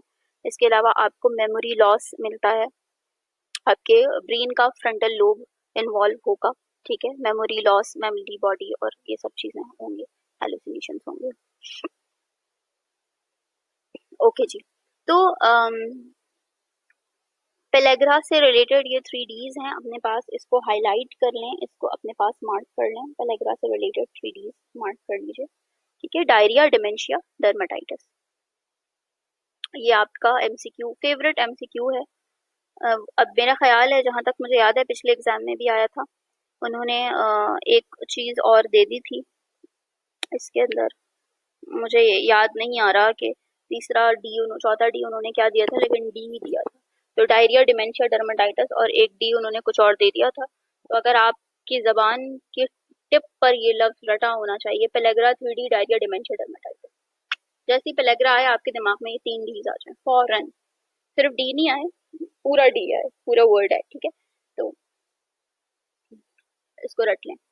अच्छा जी, severe deficiency leads to pellagra which can also caused by Hartnup disease, ठीक है। हार्टनअप डिजीज हमारे पास एक किडनी का डिसऑर्डर है, किडनी के प्रॉक्सिमल कॉन्वोल्यूटेड ट्यूब्यूल का, मैं भी इसकी डिटेल में जाती हूँ, यहाँ पर लिखा हुआ भी है, ठीक है। मैलिग्नेंट कार्सिनोइड सिंड्रोम, ठीक है, मैलिग्नेंट कार्सिनोइड सिंड्रोम आप पढ़ोगे पैथोलॉजी के अंदर, ठीक है। Carcinoid syndrome increase tryptophan metabolism की वजह से मैलिग्नेंट कार्सिनोइड सिंड्रोम होता है। एंड आइसोनियाजिड, ठीक है, आइसोनियाजिड जो है वो दवा हमारे पास एंटी ट्यूबरक्यूलर ड्रग है आइसोनियाजिड, ठीक है। वो विटामिन B6 के लेवल्स को कम करती है, और हमने पढ़ा है कि विटामिन B6 और विटामिन B2 दोनों B3 की सिंथेसिस के लिए इम्पोर्टेंट हैं। तो जब कोई पेशेंट जिसको टीबी है और आइसोनियाजिड उसको दी हुई है, अगर उस पेशेंट को बीइंग अ डॉक्टर आप आइसोनियाजिड के साथ विटामिन B6 के सप्लीमेंट्स नहीं दोगे, तो you are a bad doctor. ठीक हो गई बात, you are a bad doctor, because you should know कि आइसोनियाजिड B6 के लेवल्स को कम करती है, और अगर B6 के लेवल्स को कम हो जाएंगे तो जो काम B6 कर रहा है वो तो होगा नहीं, B6 अपनी वजह से B3 को भी मुतासर करेगा। तो आप दो विटामिन की डेफिशिएंसी करवाओगे और वो उन विटामिन के सारे फंक्शंस यहाँ से वहां तक खराब होंगे, तो एक टीबी मल्टीपल बीमारियों का सबब बन जाएगी। तो आपने बीइंग अ डॉक्टर इस बात को समझना है कि कौन सी ड्रग कौन सी दूसरी चीजों पर मुतासर होती है, हमने उन चीजों को भी ओवरकम करना है, ठीक है, सिर्फ दवा नहीं खिलानी।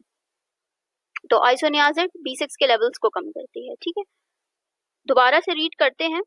Severe deficiency leads to pellagra, which can also be caused by Hartnup disease, malignant carcinoid syndrome, जिसके अंदर ट्रिप्टोफैन का मेटाबॉलिज्म बढ़ जाता है, ठीक है। ट्रिप्टोफैन का मेटाबॉलिज्म बढ़ेगा तो नियासिन ज्यादा प्रोड्यूस होगा, बहुत सारी दूसरी चीजें ज्यादा बनेंगी, सेरोटोनिन ज्यादा बनेगा, सब कुछ ज्यादा बनेगा, ठीक है, आपके हार्मोन्स, हिस्टीन, हर चीज। आइसोनियासिड डिक्रीज विटामिन B6,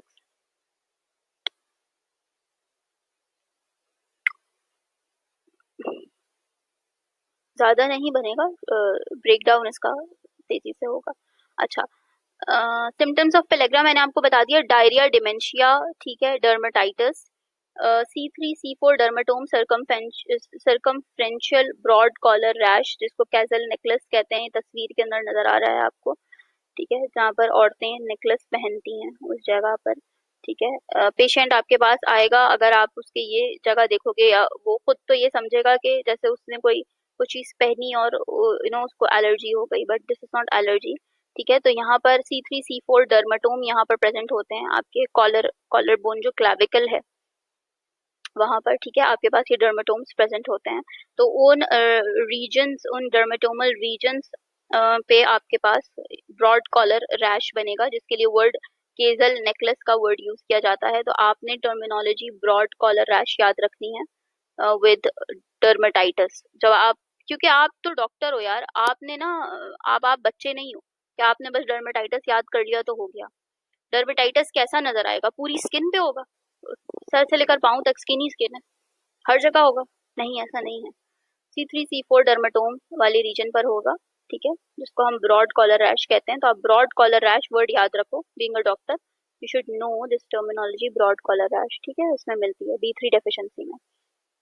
फिर hyperpigmentation of sun exposed limbs, वो जगह जहाँ पे सूरज की रोशनी पड़ती है, फेस हो गया, हैंड्स हो गए, ठीक है, सन एक्सपोज्ड एरियाज जो होंगे आपकी बॉडी के, उन वो हाइपर पिगमेंटेड हो जाएंगे, यानी कि उनमें मेलेनिन की क्वांटिटी ज्यादा हो जाएगी उस रीजन पे, क्योंकि ट्रिप्टोफान का मेटाबॉलिज्म ज्यादा हो रहा है, बढ़ रहा है। तो ट्रिप्टोफान जो है वो मेलेटोनिन,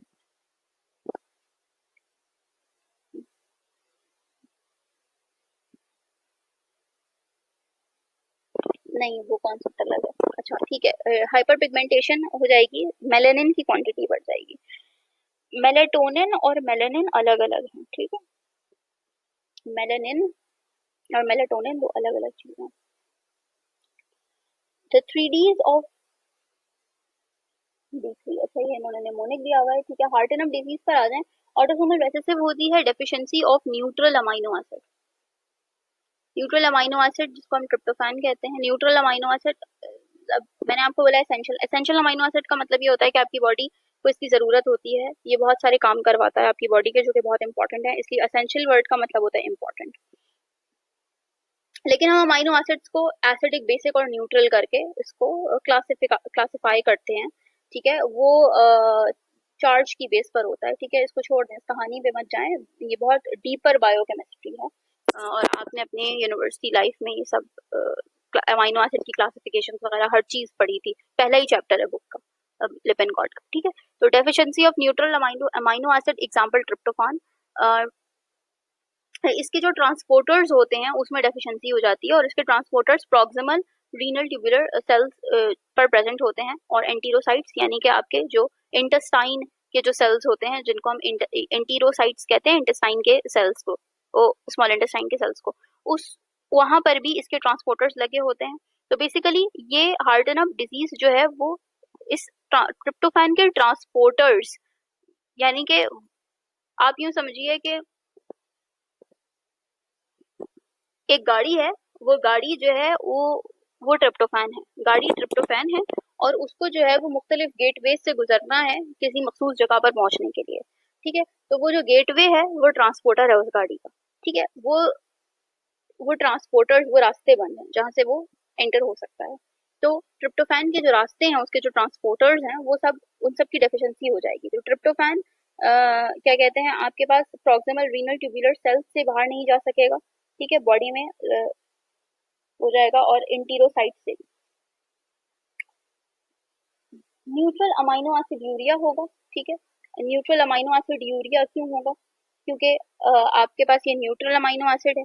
ठीक है, और यूरिया का मतलब यूरिन, यूरिन के अंदर इसकी क्वांटिटी ज्यादा हो जाएगी, ये ज्यादा तेजी से आपकी किडनी से बाहर निकलेगा और यूरिन में एक्सक्रीट होगा, यानी कि आपकी बॉडी में इसकी कमी हो जाएगी। ठीक है, इसके अलावा बॉडी में कमी दूसरी तरीके से हो रही है, decrease absorption from the gut. Enterocyte, वहां पर अगर आपके पास ये ट्रांसपोर्टर प्रेजेंट नहीं है, तो क्या ये आपके स्मॉल इंटेस्टाइन के सेल्स से आपके गट में, गट से आपकी स्मॉल इंटेस्टाइन से ब्लड में एब्जॉर्प्शन होती है ना, तो अगर आपकी स्मॉल इंटेस्टाइन के सेल में इसका ट्रांसपोर्टर नहीं लगा हुआ, तो क्या ये एब्जॉर्ब होगा? इस एब्जॉर्प्शन होगी इसकी? नहीं होगी, डेफिनेटली नहीं होगी। ट्रांसपोर्टर ही नहीं है तो एब्जॉर्ब ही नहीं होगा। जब जा ही नहीं सकता वहां तक, तो फिर मतलब कैसे होगा, एब्जॉर्ब कैसे होगा, ब्लड में कैसे जाएगा? सही है, तो एब्जॉर्प्शन भी कम हो गई। अब जो डाइट से अगर ले रहे हैं तो एब्जॉर्ब भी नहीं हो रहा। और दूसरा क्या कि किडनी के पास आपकी जो प्रॉक्सिमल कॉन्वोल्यूटेड ट्यूब्यूल है किडनी की, वहां पर भी इसकी ट्रांसपोर्टर नहीं है। मैं बहुत सारे लोग होते हैं जिनको तो विजुअली लर्न करते हैं और उनको ना मुश्किल होती है बिकॉज उनके इतने अच्छे कॉन्सेप्ट नहीं होते कि वो विजुअलाइज कर सकें। तो मैं इसलिए पिक्चर खोल रही हूँ।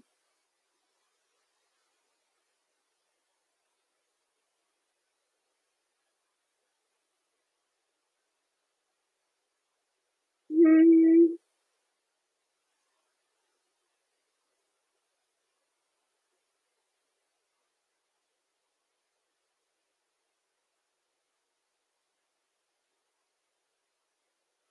तो खाने को नहीं बनाना दिया हुआ, हजमत भी दिया हुआ है इसमें। हम्म,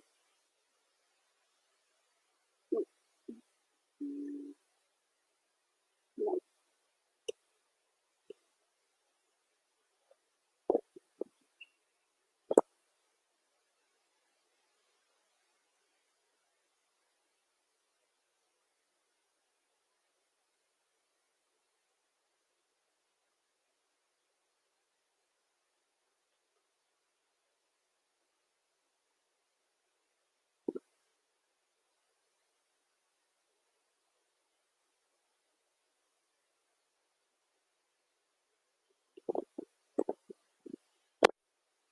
आप इस पिक्चर को देख लें, इस पिक्चर को देखिए यहाँ पर।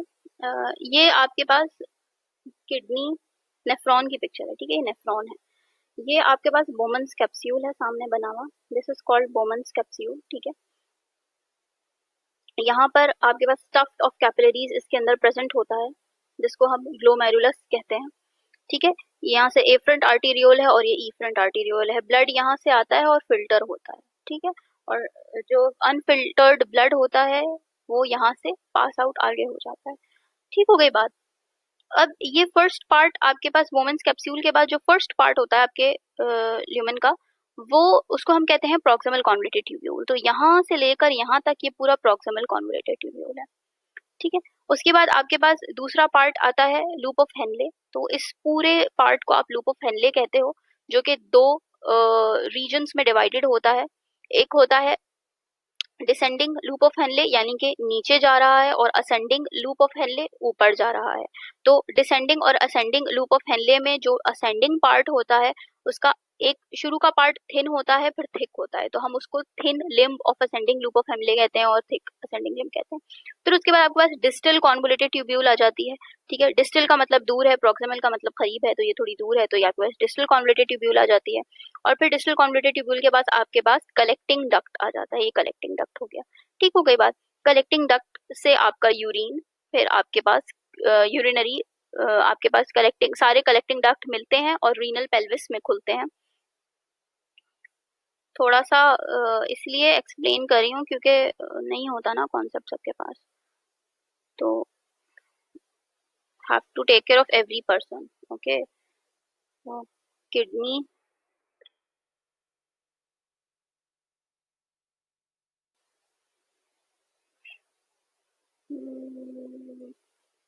ये देखना,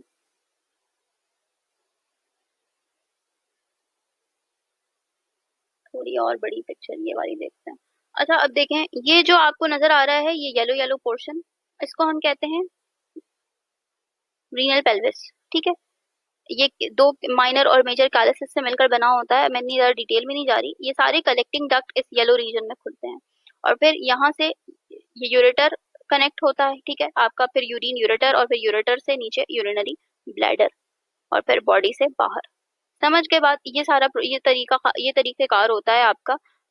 ये इन्होंने बनाया हुआ है, ये देख रहे हैं आप।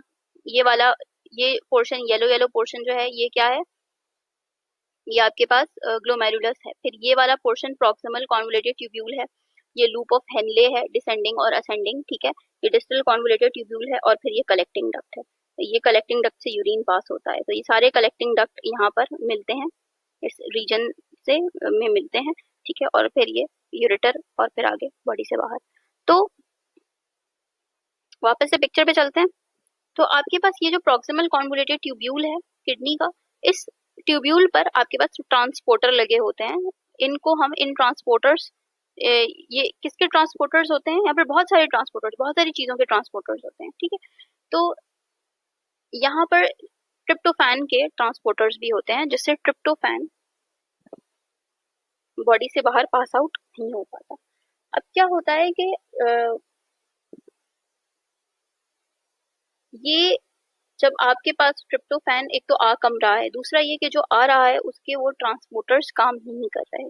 जब वो ट्रांसपोर्टर्स काम नहीं कर रहे तो ये आपके पास जो आपके पास अमाइनो एसिड है ट्रिप्टोफैन, ये यहाँ से बाहर निकल जाता है, ठीक है। ब्लड इस ये तो इन्होंने यूँ समझना है कि इन्होंने बस ये इधर तक खाली ब्लड वेसल्स दिखाई हैं, ये पूरा जाल होता है इसके अतराफ में ब्लड वेसल्स का, ठीक है। ये इधर इस पिक्चर में आप देख रहे हैं पूरा जाल होता है इसके अतराफ में ब्लड वेसल्स का, तो ब्लड से एब्जॉर्प्शन चल रही होती है। वापस से पीडीएफ पर चलते हैं, ठीक हो गई बात। तो ये बात समझ में आ गई। सिमिलरली एंटीरोसाइट इंटेस्टाइन के ट्रांसपोर्टर्स नहीं होते तो वो एब्जॉर्ब नहीं होता, और फिर अल्टीमेटली क्या होता है कि आपके पास ट्रिप्टोफैन की कमी हो जाएगी, decrease tryptophan for conversion to niacin, ठीक है। ट्रिप्टोफैन की कमी हो जाएगी तो ट्रिप्टोफैन जो है वो नियासिन में कन्वर्ट नहीं होगा, जब नियासिन में कन्वर्ट नहीं होगा तो आपको पेलेग्रा के जैसे सिम्टम्स मिलेंगे, यानी कि 3D डायरिया, डिमेंशिया, डर्माटाइटिस, ठीक है। और आप इसको ट्रीट कैसे करते हैं, विद हाई प्रोटीन डाइट और निकोटिनिक एसिड। इसको आप हाई प्रोटीन डाइट और निकोटिनिक एसिड से ट्रीट करते हैं, ज्यादा प्रोटीन डाइट देते हैं, ठीक है। पेशेंट को बहुत ज्यादा प्रोटीन डाइट देते हैं और निकोटिनिक एसिड आप उसको देते हैं, यानी कि जो आपकी सिंथेटिक फॉर्म है विटामिन B3 की, निकोटिनिक एसिड मेडिसिन जिसको आप कह सकते हैं, ठीक है, उस फॉर्म में देते हैं, हाई प्रोटीन डाइट देते हैं। हाई प्रोटीन डाइट क्यों देते हैं, क्योंकि ट्रिप्टोफैन एक अमाइनो एसिड है, आपको डाइट से भी मिलेगा, ठीक है। डेफिशिएंसी ऑफ विटामिन B3 पेलेग्राम, ठीक है, ये इन्होंने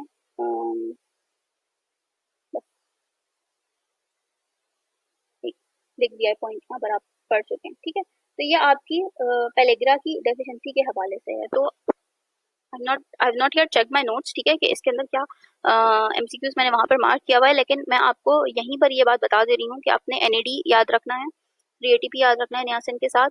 आपने ये याद रखना है कि ट्रिप्टोफैन से ड्राइव इतनी दफा पढ़ने पढ़ाने में इतनी मरतबा मैं बोल चुकी हूँ कि अब तक तो याद ही हो गया होगा सुन सुन के।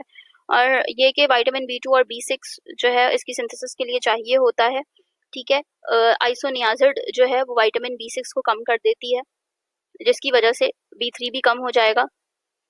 B3 डिस्लिपिडीमिया को हम ट्रीट करवाते हैं इससे, ठीक है, ये उसको ट्रीट करने में हेल्पफुल साबित होता है। इसके अलावा हार्ट एंड अप डिजीज अगर किसी को हो तो उसको भी पेलेग्रा लाइक सिम्टम्स होंगे, क्यों होंगे, ये पूरा मैकेनिज्म अभी मैंने समझाया है। इसके अलावा मैलिग्नेंट कार्सिनोइड सिंड्रोम, ये भी जो है वो B3 करवाता है, क्योंकि ट्रिप्टोफैन का मेटाबॉलिज्म बढ़ जाता है, ठीक है। बस ये सारी इसकी कहानी है। और हमने डर्मेटाइटिस से related broad collar rash word याद रखना है, क्योंकि ये C3 C4 डर्मेटोम जो है वो मुतासर करता है। अब उसके बाद है एक्सेस, उसके बाद एक्सेस है सेकंड,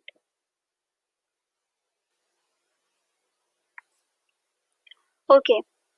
उसके बाद एक्सेस की बात करते हैं। तो एक्सेस में हमारे पास क्या है, फेशियल फ्लशिंग है, ठीक है। यानी कि आपके पास जो ब्लड की जो सारी वेसल्स हैं वो आपके गालों की तरफ वो बहुत ज्यादा हो जाएंगी, ठीक है। ब्लड का फ्लो हमारे चीक्स की तरफ बढ़ जाएगा, उसको हम फ्लशिंग कहते हैं, फेशियल फ्लशिंग, ठीक है। रेड चीक्स हो जाएंगे, तो ठीक है, ये आपका होगा इसकी ज्यादती की वजह से। इंड्यूस्ड बाय प्रोस्टाग्लैंडिन, क्यों होती है फेशियल फ्लशिंग, प्रोस्टाग्लैंडिन की वजह से। और प्रोस्टाग्लैंडिन ये एक अलग पूरा मैकेनिज्म है, आप इसको भी पढ़ेंगे गालिबन पैथोलॉजी के अंदर। एराकिडोनिक एसिड से आपके पास प्रोस्टाग्लैंडिन बनते हैं, ठीक है। बायोकेमिस्ट्री की बुक में ही आपके पास प्रेजेंट है, नॉट श्योर कि आपको उसकी पिक्चर यहाँ पर मिलेगी, गूगल पर, लेकिन मैं कोशिश करती हूँ एक दफ़ा सर्च कर लेती हूँ।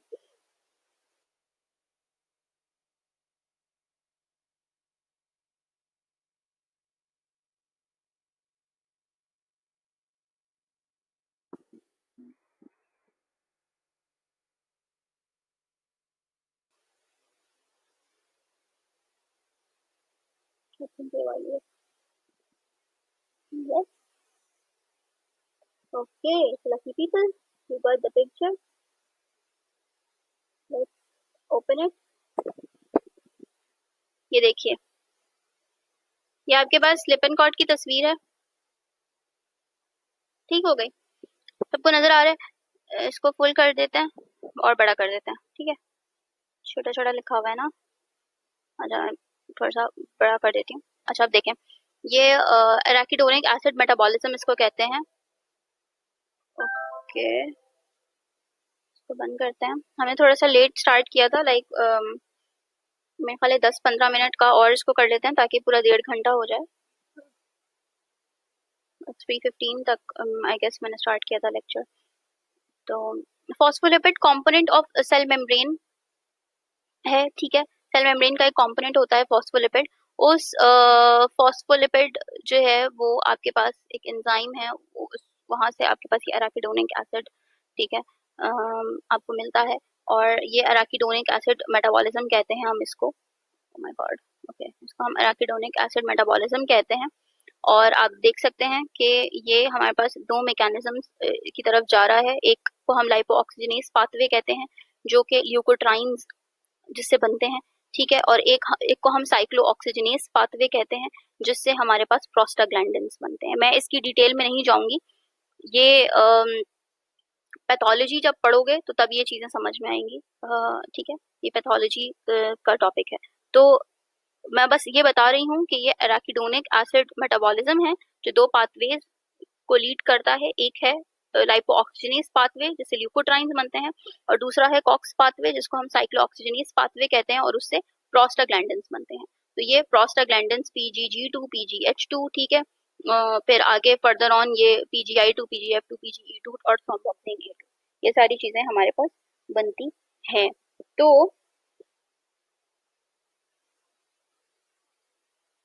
पॉइंट क्या लिखा हुआ है कि प्रोस्टाग्लैंडिन्स जो है वो फेशियल फ्लशिंग को इंड्यूस कराते हैं, ठीक है? हिस्टामीन की वजह से फेशियल फ्लशिंग नहीं होती। हिस्टामीन कहाँ से रिलीज होता है? ब्लड वेसल की जो लाइनिंग होती है ना, ब्लड वेसल्स की जो लाइनिंग होती है, जो एपिथेलियम होती है, वहां से हमारे पास हिस्टामीन मिलता है। ठीक हो गई बात? तो फेशियल फ्लशिंग जो है वो प्रोस्टाग्लैंडिन से इंड्यूस होती है, हिस्टामीन से इंड्यूस नहीं होती। इस पिक्चर में देख लेते हैं, कहीं पर इन्होंने कुछ लिखा है तो मैं बता देती हूँ आपको। Produced primarily by endothelium of vessels. देखो यहाँ पर एंडोथेलियम ऑफ वेसल्स से प्रोस्टासाइक्लिन, ये तो इनहिबिटर है, प्रोस्टासाइक्लिन इनहिबिटर है, ठीक है?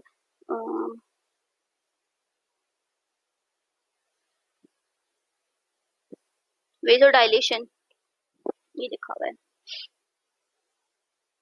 वेजोडाइलेशन करवाता है, ठीक है? तो आपके जो फेस फेस की जो वेसल्स हैं, ब्लड वेसल्स हैं, अगर उनकी वेजोडाइलेशन होगी तो मुंह पर फ्लशिंग होगी, ठीक है? रेडनेस हो जाएगी, फेशियल फ्लशिंग होगी, ठीक है? बस इसके अलावा ये वहाँ पे भी वेजोडाइलेशन लिखा हुआ है, लेकिन प्रोस्टासाइक्लिन जो होता है ना, ये इनहिबिटर होता है। अब इसके ऑपोजिट इफेक्ट्स हैं। खैर इसको आप इसकी डिटेल में नहीं जाइए, बस समझाने का पर्सपेक्टिव से मैं ढूंढ निकाली हुई तस्वीर।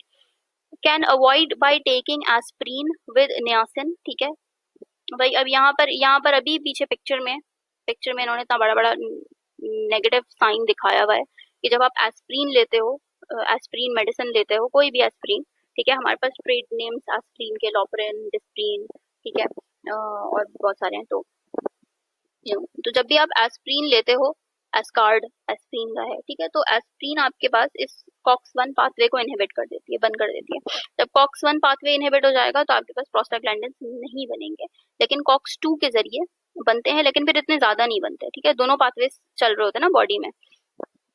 तो एस्प्रीन हो गई, इंडोमेथासिन हो गई, फिनाइल ब्यूटाजोन हो गई, ये सारे इसके इनहिबिटर्स हैं इस पाथवे के। एस्प्रीन इरिवर्सिबल इनहिबिटर है, बाकी जो है वो रिवर्सिबल इनहिबिटर्स हैं, यानी कि जब इस दवा का इफेक्ट खत्म हो जाएगा फिनाइल ब्यूटाजोन का और एंडोमेथासिन का, जब इन दवाओं के इफेक्ट खत्म हो जाएंगे तो ये पाथवे दोबारा से चलने लग जाएगा। लेकिन एस्प्रिन क्या है, ये इरिवर्सिबल इनहिबिटर है। एक दफा इनहिबिट कर दिया तो ये इसको वापस से एक्टिवेट करना जो है वो मुश्किल है। ठीक है, तो चाहे तो अपने पास बुक में लिख लें मेडिसिन के नाम जो कॉक्स-1 पाथवे को इनहिबिट करती हैं, क्योंकि कॉक्स-1 आगे प्रोस्टाग्लैंडिन बनाता है। ठीक है, चाहे तो लिख लें एस्प्रिन, एंडोमेथासिन और फिनाइल ब्यूटाजोन। ठीक है, कॉक्स-1 इनहिबिटर्स। ओके, तो फेशियल फ्लशिंग हम अवॉइड कर सकते हैं बाय टेकिंग एस्प्रिन। ठीक है, जब एस्प्रिन नहीं लेंगे तो कॉक्स-1 पाथवे नहीं चलेगा, कॉक्स-1 पाथवे नहीं चलेगा तो प्रोस्टाग्लैंडिन्स नहीं बनेंगे, प्रोस्टाग्लैंडिन्स नहीं बनेंगे तो फेशियल फ्लशिंग नहीं होगी, क्योंकि फेशियल फ्लशिंग हो ही प्रोस्टाग्लैंडिन की वजह से रही है। ठीक है, तो हम नियासिन के साथ एस्प्रिन ना लें। आप अगर आप नियासिन ले रहे हैं तो एस्प्रिन ना लें, क्योंकि हम ये B3 नियासिन की ज्यादती में पढ़ रहे हैं ना, कि जब नियासिन की ज्यादती हो जाएगी तो ये फीचर्स सामने आएंगे। तो अगर आप मेडिसिन ले रहे हो, नियासिन निकोटिनिक एसिड ले रहे हो, तो उसके साथ अगर एस्प्रिन लेते हो तो डू नॉट टेक इट। और अगर एस्प्रिन कंपलसरी है, आप हार्ट पेशेंट हो, आपको डॉक्टर ने लिख कर दी है, तो उसको बताओ, डॉक्टर को बताओ कि I am taking aspirin. Okay, if you're prescribing niacin, so patient knowledge भी बहुत जरूरी है। और अगर पेशेंट के पास नॉलेज नहीं है, वो नहीं बता रहा, तो being a doctor you have to ask the patient that while prescribing niacin you have to ask the patient that do you have any cardiovascular disease। आप कोई पहले से दवा लेते हो, ड्रग हिस्ट्री, इसीलिए हिस्ट्री टेकिंग में ड्रग हिस्ट्री इंपॉर्टेंट है। ठीक है, तो आप उससे पूछोगे, आप अगर उसको नहीं पता, अगर उसको याद नहीं है दवाओं के नाम, तो आप उससे पूछोगे कि आपको दिल का मसला तो नहीं है, आप खून पतला करने वाली दवा तो नहीं लेते, क्योंकि एस्प्रिन को लेमैन टर्मिनोलॉजी में खून पतला करने वाली दवा कहते हैं। ओके, हाइपरग्लाइसीमिया हो जाएगा, ग्लूकोज का कंटेंट ब्लड में ज्यादा हो जाएगा, और हाइपरयूरिसीमिया, ब्लड के अंदर यूरिक एसिड का लेवल ज्यादा हो जाएगा। ठीक है, तो विटामिन B3 की ज्यादती की वजह से तीन चीजें होती हैं। जब विटामिन B3 की कमी की वजह से पेलेग्रा हो रहा है 3 Ds। ठीक है, और विटामिन B3 की ज्यादती की वजह से फेशियल फ्लशिंग हो रही है। Number 1 facial flushing, number 2 hyperglycaemia and hyperuricemia. तो तीन चीजें हो रही हैं, इसको हम कंबाइनली कहते हैं पोडैग्रा। पोडैग्रा डेफिशिएंसी को कहते हैं पिलेग्रा, एक्सेस को कहते हैं पोडैग्रा। ठीक है, तो अपने पास इन वर्ड्स को हाईलाइट कर ले, अंडरलाइन कर ले। ठीक हो गया। ओके,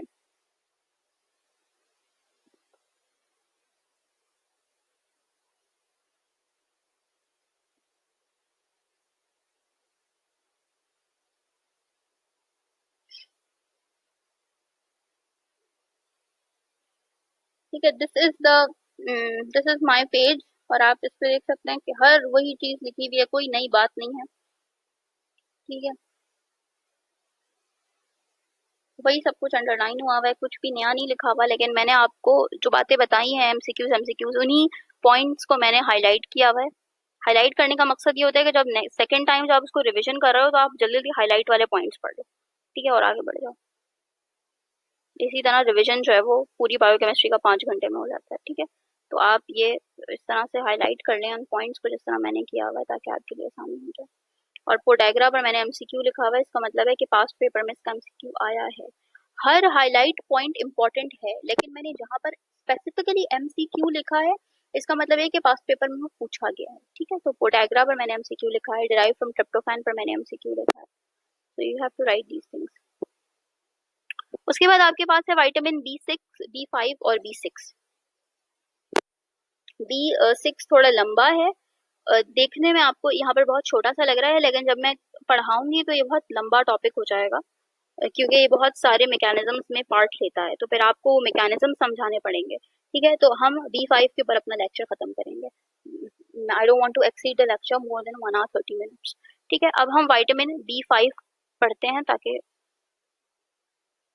ओके, विटामिन B5 का नाम है पेंटोथेनिक एसिड। ठीक है, पेंटोथेनिक एसिड मैंने कल भी बताया था। फंक्शन है एसेंशियल कंपोनेंट है ऑफ कोएंजाइम ए। ठीक है, वहां पर आपके पास मेंशन था, फर्स्ट पेज आपका जो बुक का है वहां पर लिखा हुआ था को ए ब्रैकेट में। कोएंजाइम ए कहते हैं हम इसको, अ को factor for acetyl acyl transfers and fatty acid synthase. Okay, कल मैंने आपको एक तस्वीर दिखाई थी आई डोंट रिमेम्बर आपको कल वाली तस्वीर याद है या नहीं, बट ये देखें आप, एसिटाइल को ए। तो ये जो को ए है ना, वर्ड को ए, ये इसका कोफैक्टर है। ये सिट्रिक एसिड साइकिल जो है आपका, उसका पहला, जब पायरुवेट कन्वर्ट होता है एसिटाइल कोए में, ठीक है, तो एसिटाइल कोए जो है वो आपका फर्स्ट सबस्ट्रेट है सिट्रिक एसिड साइकिल का, टीसी साइकिल का। तो इस को ए का ये